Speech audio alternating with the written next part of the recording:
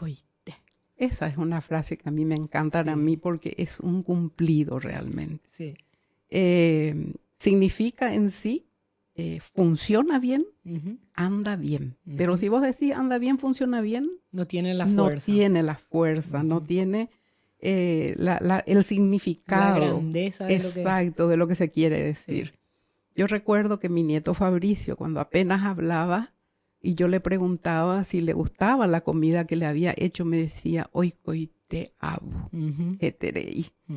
Bueno. Y decía mamá, papá y hoy coité. Hoy coité. Eran dos frases. Bueno, se aplica también el hoy coité cuando algo viene bien, ¿verdad?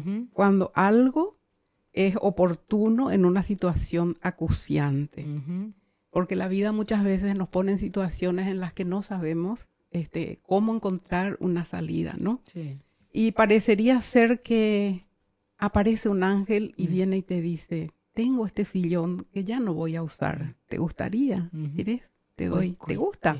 Hoy coité. O una bicicleta vieja que tal vez le falte cambiar las cubiertas o, en fin, algunos detallecitos. Dice, hoy coité.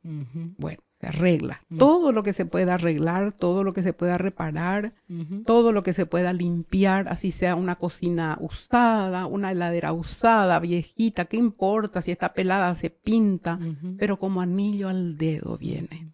Y como dice el refrán, lo que cae de arriba no golpea. Así mismo. Y esto de como anillo al dedo también es exactamente lo que es hoy coité. Sí. Y como vos decís, un halago a lo que vos estás es brindando. Es un cumplido hermoso. Si te dicen hoy coité, date por pagada. Así mismo. Así se aplica el término hoy coité.